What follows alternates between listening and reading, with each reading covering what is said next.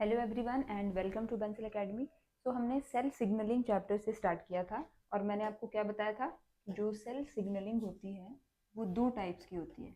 एक बताई गई थी आपको डायरेक्ट सिग्नलिंग और दूसरी बताई थी इनडायरेक्ट सिग्नलिंग। अगर हम पिछली क्लास का थोड़ा सा रिवाइज करें तो मैंने आपको क्या बताया था कि जो दो सेल्स होते हैं in case of your direct signalling वो डायरेक्ट कांटेक्ट में होते हैं, या बोल सकते हो कि जो दो सेल्स हैं they are in physical contact with each other. अगर ए सेल होगा उसके ऊपर कोई लिगेंड प्रेजेंट होगा जो कि ट्रांस मेम्ब्रेन होगा। ठीक है, लिगेंड को हम सिग्नल भी बोल देते हैं। वो उस लिगेंड का जो रिसेप्टर है वो किसी दूसरे सेल के ऊपर प्रेजेंट होगा और वो जो रिसेप्टर होगा वो भी कैसा होगा, ट्रांस मेम्ब्रेन। तो सेल ए है उसी के ऊपर लिगेंड प्रेजेंट है, सेल बी है उसी के ऊपर रिसेप्टर प्रेजेंट है। अगर ये दो लिगेंड और रिसेप्टर एक दूसरे के साथ फिजिकली कांटेक्ट में हैं तो इसका मतलब क्या है कि सेल ए और सेल बी भी क्या है, एक दूसरे के साथ डायरेक्ट कांटेक्ट में। तो इस तरीके की सिग्नलिंग को आपको बताया था कि डायरेक्ट सिग्नलिंग बोला जाता है। इसमें सिग्नल और रिसेप्टर दोनों ही ट्रांस मेम्ब्रेन होते हैं। ट्रांस मेम्ब्रेन का भी आपको मीनिंग बता दिया था। और जक्स्टाक्राइन इंटरेक्शन होती है एक सेल्स के अंदर, वो भी आपकी डायरेक्ट सिग्नलिंग में ही आ जाती है। देन हमने कुछ एग्जांपल्स किए थे सिग्नल्स के और रिसेप्टर्स के। लेफ्ट साइड में आपके सिग्नल्स लिखे गए हैं, राइट साइड में रिसेप्टर्स के नाम है। तो पेपर में क्वेश्चन कैसे आ जाता है कि डेल्टा, आपको लिखा होगा क्वेश्चन में कि जो डेल्टा नाम का सिग्नल है उसके रिसेप्टर का नाम बताओ। नीचे ऑप्शन होंगे तो आपको ये याद लर्न होना चाहिए कि डेल्टा का जो रिसेप्टर है वो क्या है, नॉच। फास नाम का एक लिगेंड है जिसका रिसेप्टर है डेथ रिसेप्टर। लैग 2 का लिन 12, APX1 का GLP1 और इम्यून सिस्टम में एंटीजन प्रेजेंटेशन हम जब टॉपिक करेंगे तो उसमें भी आपको चीज़ क्लियर हो जाएगी कि कैसे डायरेक्ट सेल सिग्नलिंग उसके अंदर देखने को मिल रही है। फिर हमने किया था इनडायरेक्ट सिग्नलिंग। इनडायरेक्ट सिग्नलिंग में जो दो सेल्स थे वो एक दूसरे के कांटेक्ट में थे पर डायरेक्टली कांटेक्ट में नहीं थे। ए सेल के साइटोसोल में कोई सिग्नल सिंथेसाइज हो रहा था जो कि एक बार सिंथेसाइज हो गया सेल के साइटोसोल में, फिर उसने आउटर एनवायरनमेंट में उसको रिलीज कर दिया। उसके विसिनिटी में कोई दूसरा सेल होगा, उस सेल के ऊपर जो ए सेल ने सिग्नल रिलीज किया है उस सिग्नल का जो रिसेप्टर है वो बी सेल के ऊपर प्रेजेंट होगा। तो उसके ऊपर फिर वो बाइंड कर जाएगा बी सेल के ऊपर और फिर बी सेल का जो है वो रिस्पेक्टिव रिस्पॉन्स हमें देखने को मिलेगा। तो इस केस में इनडायरेक्ट सिग्नलिंग के अंदर जो आपका सिग्नल था वो क्या था, फ्री फॉर्म में एग्जिस्ट कर रहा था, या फिर आप बोल सकते हो कि सिक्रेटेड मॉलिक्यूल था। जबकि जो आपका रिसेप्टर है वो कैसा था, ट्रांस मेम्ब्रेन। देन फिर आपकी जो इनडायरेक्ट सिग्नलिंग थी वो थ्री टाइप्स की बताई थी आपको, और किस बेसिस पे वो डिवाइडेड थी कि ये जो एक सेल सिग्नल को रिलीज कर रहा है वो कितना डिस्टेंस ट्रेवल करके दूसरे सेल तक पहुंच रहा है। उस डिस्टेंस के बेसिस पे जो डायरेक्ट सिग्नलिंग थी it was of three types. एक थी आपकी ऑटोक्राइन सिग्नलिंग, देन थी आपकी पैराक्राइन सिग्नलिंग, और थर्ड वन थी आपकी एंडोक्राइन सिग्नलिंग। अब हम इन्हीं तीन सिग्नलिंग्स को डिटेल में कवर करेंगे इस लेक्चर के अंदर। तो सबसे पहले हम लिखेंगे इनडायरेक्ट सिग्नलिंग।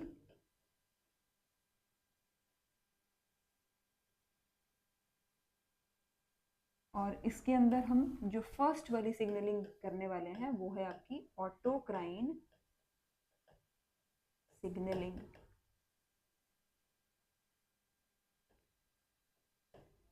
अब देखो ऑटोक्राइन सिग्नलिंग में क्या होता है ना, जैसे अगर कोई एक सेल है, इसको मैंने नाम दे दिया ए सेल, या फिर सेल रहने देते हैं हम लिखने, सिर्फ ए लिखेंगे कि दिस इज सेल ए। इसके साइटोसोल के अंदर कुछ सिग्नल्स जो है वो फॉर्म होंगे। वो सिग्नल्स सेल जो है अपनी प्लाज्मा मेम्ब्रेन के थ्रू एनवायरनमेंट में रिलीज करेगा, और ये जो सिग्नल्स हैं इनके जो रिसेप्टर्स हैं वो इसी सेम सेल के ऊपर प्रेजेंट होंगे। तो सेल ने सिंथेसाइज किया सिग्नल को, वो सिग्नल बाहर रिलीज किया सेल के, और वो सिग्नल आकर के उसी सेल के रिसेप्टर के साथ आकर के जो है वो बाइंड हो गए, और फिर इसी सेल ने जो है वो रिस्पॉन्स शो किया। तो इस टाइप की सिग्नलिंग को बोला जाता है ऑटोक्राइन सिग्नलिंग। ठीक है, इस टाइप की सिग्नलिंग को क्या बोला जाता है, ऑटोक्राइन सिग्नलिंग। ये यहाँ पे सेम सेल से सिग्नल रिलीज होके उसी सेल पे बाइंड कर रहा है। तो आप लिखोगे synthesize and release of signals, synthesize and release of signals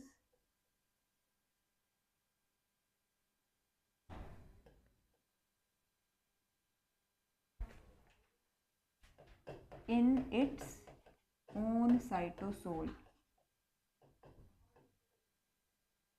ठीक है, ये चीज हुई। और दूसरा हम लिखेंगे कि cell itself release the signal molecules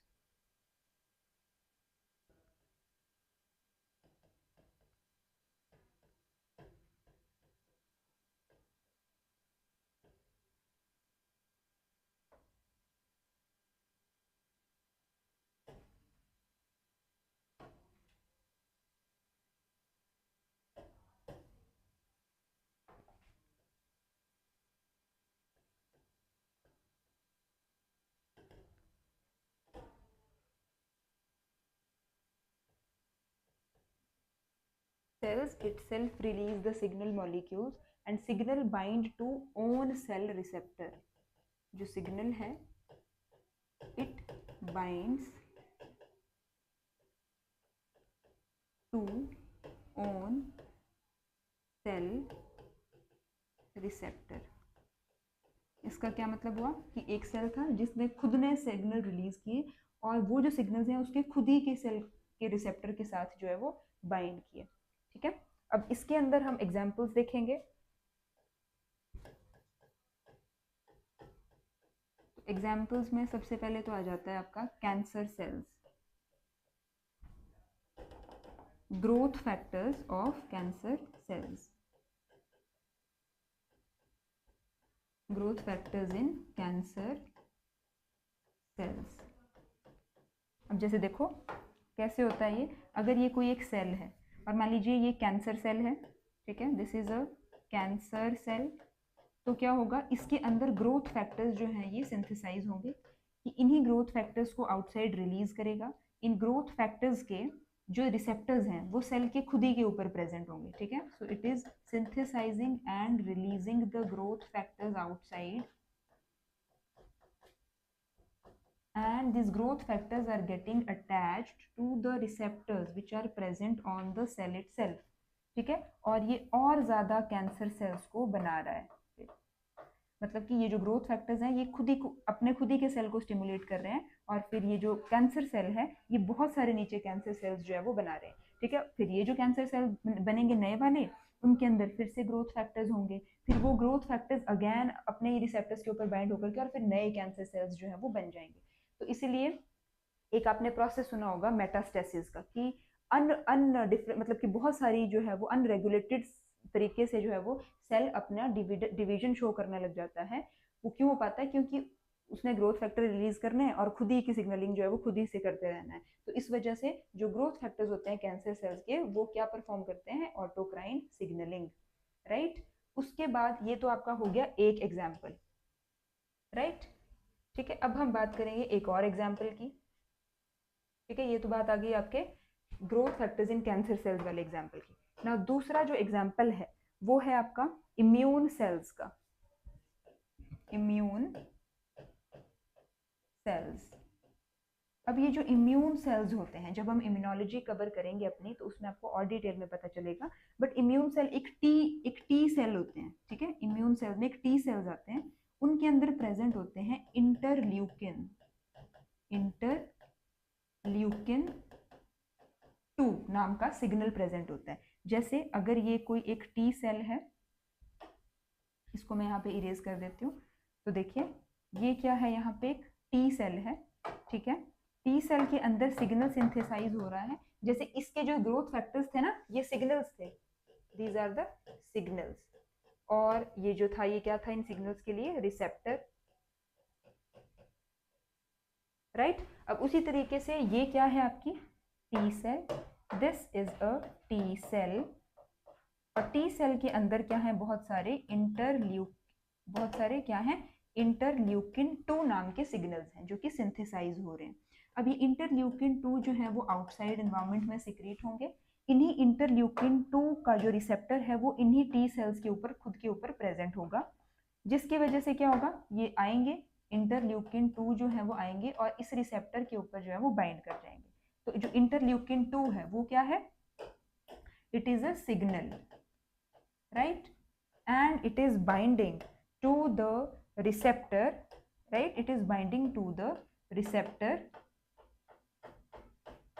which is present on the T cells, और फिर क्या होगा कि और ज़्यादा टी सेल्स की स्टिमुलेशन होगी, ठीक है, और ज़्यादा टी सेल्स जो है ये बनने लगेंगे। आप लिख सकते हो यहाँ पे T cell proliferation, proliferation, right. तो ये देख लिया आपने, इम्यून सेल्स में एग्जाम्पल है आपके टी सेल्स की, this is your T cell, ठीक है, this is your T cell. तो टी सेल्स के अंदर क्या प्रेजेंट है, ये जो पिंक कलर से ड्रॉ किया है, this is the T cell, इसके अंदर इंटरल्यूकिन 2 सिग्नल सिंथेसाइज हो रहा है, एनवायरमेंट में रिलीज हो रहा है, सेम सेल के ऊपर रिसेप्टर्स हैं, उसके ऊपर बाइंड हो रहा है, और ज्यादा टी सेल्स की क्या हो रही है, प्रोलिफरेशन, राइट। उसके बाद कैंसर सेल्स भी हमने देख लिए। देन इसके अंदर एक और एग्जाम्पल आता है आपका, राइट, इसके अंदर आपका एक और एग्जाम्पल है,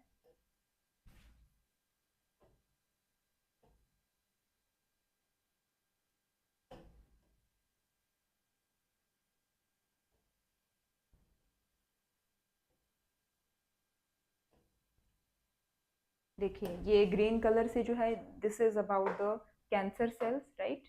ये जो है, ये वाला जो है ग्रीन कलर वाला, ये हमने कैंसर सेल्स का एग्जांपल किया है। और जो हम करेंगे अभी, हमने जो एक पर्पल से कलर से दिखाया है, this is the example of your T cells. अब हम एक और एग्जांपल देखेंगे in case of your autocrine signalling, और वो होगा आपका बैक्टीरियल क्वारम सेंसिंग, ठीक है। एग्जांपल है बैक्टीरियल, क्या है, this is your bacterial quorum sensing,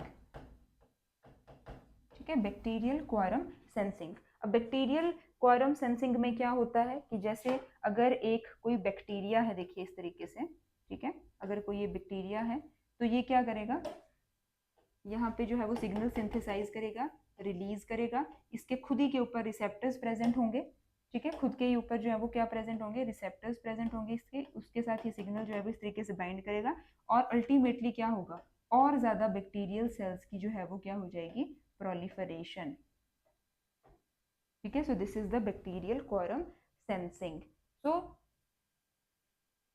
यहाँ पे आप लिखो when the threshold is achieved, when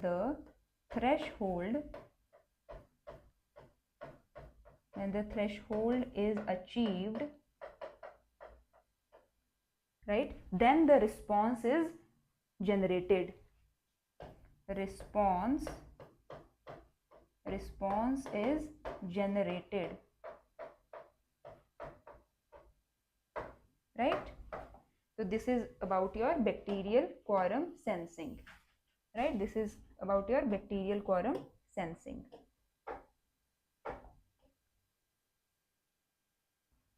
तो हमने ऑटोक्राइन सिग्नलिंग के अंदर जो है वो कितने एग्जांपल्स कर लिए, 3 एग्जांपल्स कर लिए। क्या क्या थे आपके, सबसे पहला एग्जांपल था हमारा ग्रोथ फैक्टर्स का, जो कि होते हैं कैंसर सेल्स के अंदर। देन दूसरा एग्जांपल था हमारा इम्यून सेल्स का, और जो थर्ड एग्जांपल है वो किया हमने बैक्टीरियल क्वारम सेंसिंग का। अब देखो ये आप, ये जो मैंने लिखा है ना यहाँ पे कि threshold is achieved then the response is generated, इसका क्या मतलब है कि देखिए जब एक बैक्टीरिया होगा, जैसे आपने देखा होगा कि कुछ बैक्टीरिया जो हैं वो एक प्रॉपर्टी शो करते हैं, प्रॉपर्टी का नाम है बायोल्यूमिनिसेंस, ल्यूमिनिसेंस। इसका मतलब है कि लाइट एमिशन, है ना, लाइट एमिशन।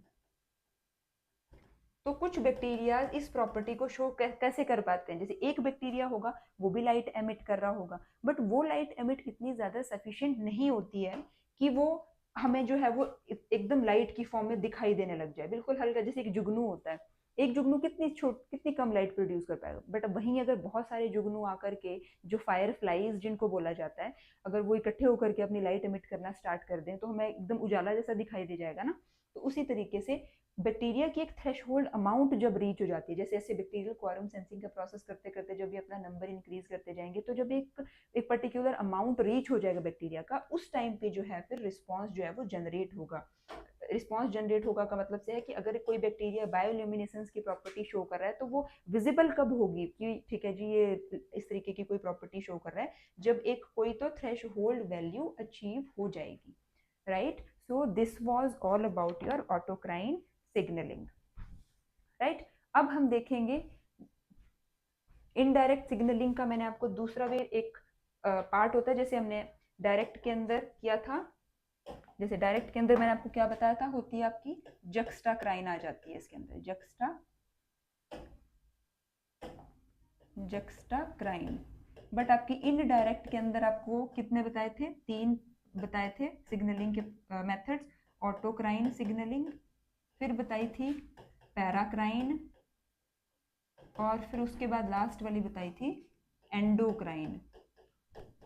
तो हमने जो ऑटोक्राइन सिग्नलिंग है उसे डिटेल में कवर कर लिया है, राइट। आपने क्या करना है, ये जो सिग्नलिंग है सबसे पहले आपको पता होना चाहिए होती कैसे है, उसके बाद आपको एग्जाम्पल्स ध्यान रखने हैं बेसिकली ज्यादातर, ठीक है, यही आपके पेपर में पूछे जाते हैं।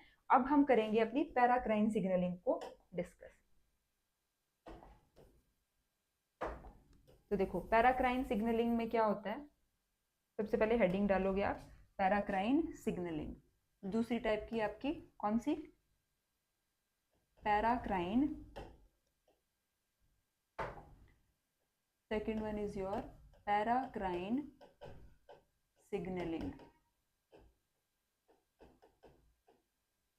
ठीक है। अब देखो पैराक्राइन सिग्नलिंग में क्या होता है, इसमें आप लिखो this is local signalling, this is local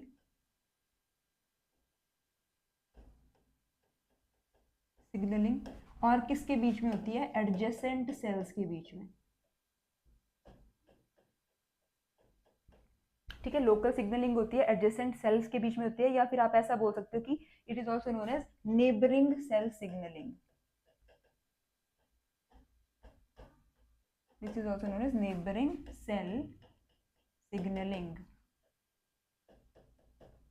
ठीक है। 2 टाइप्स की होती है। अब देखो इसको समझो, ये किस टाइप की होती है, जैसे ऑटोक्राइन में हमने देखा क्या, ये एक सेल है, ठीक है, उसी सेल के ऊपर जो है उसका क्या प्रेजेंट है, रिसेप्टर प्रेजेंट है, सिग्नल उसी से रिलीज हो रहे हैं, उसी के खुद के रिसेप्टर के ऊपर जो वो बाइंड हो रहे हैं, और फिर रिस्पॉन्स जो है वो जनरेट हो रहा है। बट अगर हम बात करें पैराक्राइन सिग्नलिंग की, तो इसमें क्या होता है, 2 सेल्स इन्वॉल्व रहते हैं इस सिग्नलिंग के अंदर, ठीक है।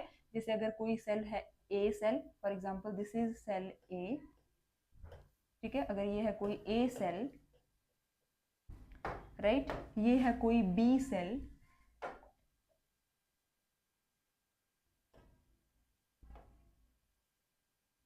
this is any cell which is your B cell, ठीक है, this is B cell। तो जो A सेल है ना, उसके अंदर सिग्नल्स सिंथेसाइज होंगे, वो आउटसाइड एनवायरनमेंट के अंदर क्या होंगे, रिलीज होंगे। जैसे A सेल है, उसने सिग्नल्स अपने अंदर सिंथेसाइज किए, बाहर रिलीज किए। अब उन सिग्नल्स के जो रिसेप्टर्स हैं वो किसी दूसरे सेल के ऊपर प्रेजेंट होंगे। अब ये जो सिग्नल्स हैं ये जाएंगे इस रिसेप्टर के ऊपर बाइंड करेंगे, और फिर यहाँ पे जो है वो हमें क्या देखने को मिलेगा, रिस्पॉन्स, ठीक है। तो आप लिखो synthesize and release of signals, जो सेल ए है ये क्या कर रहा है, synthesize and release of signals, ठीक है, सिंथेसाइज कर रहा है और रिलीज कर रहा है सिग्नल्स को। और यहाँ पे प्रेजेंट है इसके क्या, रिसेप्टर्स, दूसरे सेल्स पे क्या प्रेजेंट है, रिसेप्टर्स। और ये जो ब्लैक कलर से आपको शो हो रहे हैं, दीज आर द सिग्नल्स। और सिग्नल्स को मैंने आपको एक और टर्म बताई थी, क्या बोलते हैं, लीगेंड, लीगेंड बोल लो या फिर सिग्नल बोल लो, एक ही बात है, ठीक है। पर मोस्टली हम जो लीगेंड वर्ड यूज करते हैं वो हम तब यूज करते हैं जब कोई सिग्नल ना ऐसे ट्रांस मेम्ब्रेन प्रेजेंट हो, ठीक है, जैसा कि आपका डायरेक्ट सिग्नलिंग के अंदर प्रेजेंट था, ठीक है। तो देखो इस तरीके की सिग्नलिंग जो होती है, जैसे एक सेल है वो सिग्नल्स को बाहर रिलीज कर रहा है, दूसरे सेल के ऊपर उसके रिसेप्टर प्रेजेंट है, वो सिग्नल जब दूसरे सेल के साथ बाइंड करेगा तो फिर जो है वो रिस्पॉन्स जनरेट होगा। इस तरीके की सिग्नलिंग को क्या बोला गया है, पैराक्राइन सिग्नलिंग। अब जो पैराक्राइन सिग्नलिंग में जो सिग्नल होता है ना, ये भी कैसा होता है, सिक्रेटेड, ठीक है। जैसे जो सिग्नल होता है वो कैसा होता है, सिक्रेटेड होता है। जैसे आपका प्रेजेंट था सिग्नल इनडायरेक्ट सिग्नलिंग के अंदर भी कैसा था, सिक्रेटेड था, तो वैसे ही यहाँ पर भी सिग्नल कैसा होता है, इट इज सीक्रेटेड, या आप बोल सकते हो it is present in the free form. ठीक है, फ्री फॉर्म में जो है सिग्नल आपका प्रेजेंट है। एंड ये जो सिग्नल होता है ना, ये मोस्टली कैसा होता है, शॉर्ट लिव्ड होता है। The signal is mostly short lived, मतलब थोड़े टाइम के लिए ही रहता है ये, उसके बाद ये डीजनरेट या खत्म हो जाता है। It is mostly short lived, या फिर आप ऐसा बोल सकते हो कि it is unstable, it is unstable and it is degraded after some time. ठीक है, तो ये प्रॉपर्टीज हैं पैराक्राइन सिग्नल्स की, कि पैराक्राइन सिग्नल्स जो हैं कैसे होते हैं, किस टाइप के होते हैं, ये उनकी प्रॉपर्टीज हैं। कि एक तो ये सिक्रीटेड फॉर्म में होता है, फ्री फॉर्म में देखो रिलीज ही तो हो रहा है ना बाहर, सिक्रीट हो रहा है और फिर उसके सिक्रीट होने के बाद फ्री फॉर्म में अवेलेबल है। Mostly short lived, short lived का मतलब है कि एक बार सिग्नल बाहर रिलीज हो गया, रिसेप्टर के साथ बाइंड हो गया, उसके बाद इसका काम खत्म, थोड़ी देर के लिए रहता है। अनस्टेबल होता है, डिग्रेडेड होता है। अनस्टेबल होने का रीजन क्या है, कि अगर कोई भी सिग्नल एनवायरनमेंट में ज़्यादा टाइम के लिए रहेगा, ठीक है, तो उसकी वजह से क्या होगा कि जो रिसेप्टर्स है वो कंटिन्यूसली एक्ट करेंगे, जिस वजह से फिर वो जो कोई भी टाइप का रिस्पॉन्स जो भी जनरेट हो रहा है वो कंटिन्यूसली होता ही जाएगा रिस्पॉन्स। जैसे कि अगर फॉर एग्जांपल अगर आपको प्यास लगी है, आप पानी पीना चाह रहे हो, आपके हाइपोथैलेमस से जो है वो इन्फॉर्मेशन जाएगी, ठीक है, कि आपका थर्स्ट का सेंटर उस टाइम एक्टिवेट होगा, आप पानी पी लोगे, तो वो सिर्फ उतनी ही देर के लिए चाहिए वो सिग्नल, कि ठीक है आपको प्यास लगी है, दैट्स इट, आपका सिग्नल खत्म, आपने पानी पी लिया, तो उसके बाद उस सिग्नल का फिर कोई काम नहीं है, तो वो खत्म हो जाता है पानी पीते ही। बट अगर वो आपने पानी पी लिया, पिए जा रहे हो पानी, और फिर भी वो सिग्नल है ही प्रेजेंट, तो वो आपकी बॉडी के लिए हार्मफुल है ना, क्योंकि ब्लड के अंदर फिर आपका वाटर का क्वांटिटी इंक्रीज हो जाएगा, तो फिर जो पीएच होता है ब्लड का उसमें डिसबैलेंस हो जाएगा, आयंस की जो कॉन्सेंट्रेशन है वो ऊपर नीचे हो जाएगी। तो इसलिए ये जो सिग्नल होता है ये कैसा होता है, शॉर्ट लिव्ड होना चाहिए, अनस्टेबल होना चाहिए, स्टेबल ही होना चाहिए कि अगर एक बार प्रेजेंट है तो फिर वो वही रहे, नहीं, डिग्रेड हो जाना चाहिए। ठीक है, तो ये प्रॉपर्टीज हैं कुछ आपके जो सिग्नल्स हैं, that is your paracrine signals, right. अब हम जैसे हमने एग्जांपल देखे ऑटोक्राइन सिग्नल्स के, वैसे ही हम जो है वो एग्जांपल्स देख लेते हैं आपके पैराक्राइन सिग्नल्स में, कि किस क्या क्या एग्जांपल्स इसके अंदर आ जाते हैं।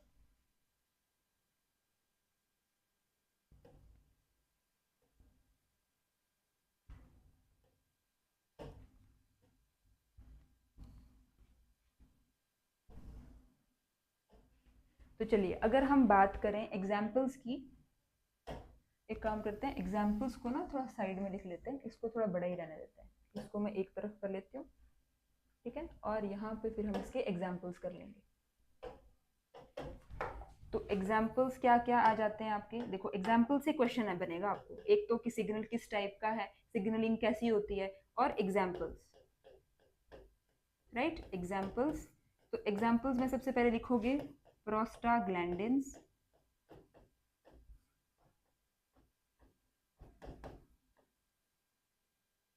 हिस्टामिन,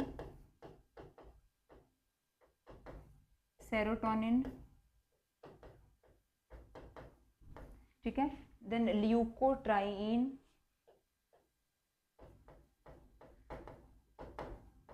ठीक है, prostaglandin, histamine, leukotriene, then prostacyclin, ये सारे के सारे एग्जाम्पल हैं आपके जो कि आते हैं पैराक्राइन सिग्नलिंग में। और ये सारे के सारे कैसे मॉलिक्यूल्स हैं, ये सभी के सभी करवाते हैं इन्फ्लामेशन। ये आप 2-3 बार इसको पढ़ोगे ना, बार बार देखोगे जब या फिर पढ़ोगे तो इजीली लर्न हो जाते हैं। उसके बाद कुछ एग्जाम्पल्स आते हैं आपके, जैसे आपने ना एक वो देखा होगा साइनेप्टिक सिग्नलिंग का प्रोसेस होता है, एक साइनेप्टिक सिग्नलिंग का प्रोसेस, एक प्रोसेस होता है आपका साइनेप्टिक सिग्नलिंग का। अच्छा इसको ना यहाँ करते हैं, जैसे ये कर लिया, उसके बाद हम बाकी के जो एग्जाम्पल्स हैं उसको यहाँ पे कर लेते हैं ऐसे। तो और एग्जाम्पल्स क्या है आपके पैराक्राइन सिग्नलिंग के, तो ये आ जाएगी आपकी synaptic signalling, synaptic signalling. Synaptic signalling कैसे आपने देखा होगा ना, जैसे अगर आपने न्यूरॉन का एक स्ट्रक्चर देखा हुआ है तो अगर जैसे कुछ ऐसा दिखाई देता है, ये है इसके डेंड्राइट्स, ये वाले उसके cell body, then axon continue करती है और एक्सॉन टर्मिनल्स जो है वो इस तरीके से फिर पीछे आकर के बन जाते हैं। तो जैसे ये नर्व इम्पल्स को जब कंडक्ट कर रहा होता है अपने अंदर से, जैसे डेंड्राइट्स पे रिसीव करता है, ठीक है, डेंड्राइट्स पे जो है वो सिग्नल्स को रिसीव करता है, कंडक्ट करते हुए जो ले जाता है अपने एक्सॉन टर्मिनल पे। उसके बाद इसी के साथ में जो है वो कोई दूसरा न्यूरॉन प्रेजेंट होता है, ठीक है, उसके डेंड्राइट्स जो है वो यहाँ पे प्रेजेंट होते हैं इस तरीके से। तो फिर जब इस सिग्नल ने इन दूसरे डेंड्राइट्स के ऊपर जाना है जब, तो वो जो स्पेस होता है ना इन दो न्यूरॉन्स के बीच का, जो ये स्पेस होता है, इसे बोला जाता है साइनेप्टिक क्लेफ्ट। ये जो स्पेस है इन दो न्यूरॉन्स के बीच में, इसे बोला जाता है क्या चीज? Synaptic cleft. Synaptic cleft. तो इसमें भी यही सेम चीज हो रही है कि देखो यहां से सिग्नल्स रिलीज हो रहे हैं इनटू द साइनेप्टिक क्लेफ्ट, ठीक है, एक्सॉन टर्मिनल से साइनेप्टिक क्लेफ्ट के अंदर जो है वो सिग्नल्स रिलीज हो रहे हैं, और दूसरे न्यूरॉन के ऊपर जो है ना इन्हीं सिग्नल्स को रिसीव करने के लिए रिसेप्टर्स प्रेजेंट हैं।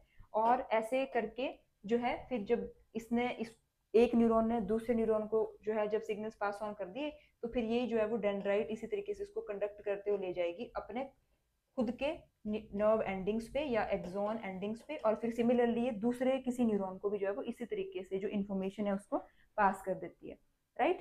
तो ये क्या आ गया आपका सारा का सारा पैराक्राइन सिग्नलिंग का प्रोसेस। अच्छा, इसमें आप एग्जाम्पल और भी लिख लो एक। इसमें एग्जाम्पल एक और आ जाते हैं, जो ग्रोथ फैक्टर्स होते हैं ना आपके, वो भी इसी में आ जाते हैं। जैसे ग्रोथ फैक्टर्स जो हैं वो भी आपके आ जाते हैं पैराक्राइन सिग्नलिंग के अंदर। अब आपको ना ग्रोथ फैक्टर्स को ज्यादा लर्न करने की जरूरत नहीं है, वैसे देख लो, अगर इनकेस कभी ऑप्शन में आपको ये दिख जाए तो आप लर्न कर सकते हो। EGF, इसे बोला जाता है epidermal growth factor. PDGF, platelet derived growth factor. NGF, that is your nerve growth factor. और लास्ट आ जाता है आपका FGF, that is fibroblast growth factor. अब देखो इसको आपने, चलो मैं इनकी फुल फॉर्म्स लिख देती हूँ, बट आपको इनको ऐसे ठीक है याद रह जाए तो ठीक है, अदरवाइज आप इतना भी देख सकते हो कि जो ग्रोथ फैक्टर्स हैं उनकी सिग्नलिंग भी कैसे होती है पैराक्राइन सिग्नलिंग से। तो यहाँ लिख देते हैं हम epidermal growth factor, right? This is your epidermal growth factor. Then this is your platelet derived growth factor. Then आ जाता है आपका nerve growth factor.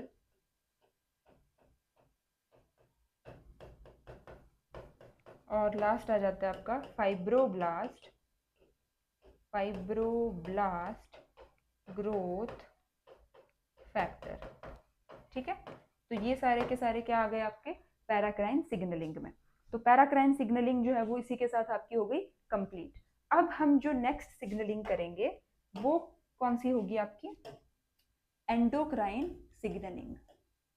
Third one is your endocrine signalling. ठीक है, तो ये हम डिस्कस करेंगे अपने नेक्स्ट लेक्चर के अंदर। काफी लंबी होगी क्लास, ठीक है। तो अभी तक जितना मैंने आपको करवाया signalling, direct, indirect, then indirect के 3 पार्ट, पैराक्राइन, ऑटोक्राइन, एंडोक्राइन, वहां तक कवर कर लेना है। नेक्स्ट क्लास में हम जो है सिर्फ एंडोक्राइन बची आपकी है वो कवर करेंगे, right. So thank you so much.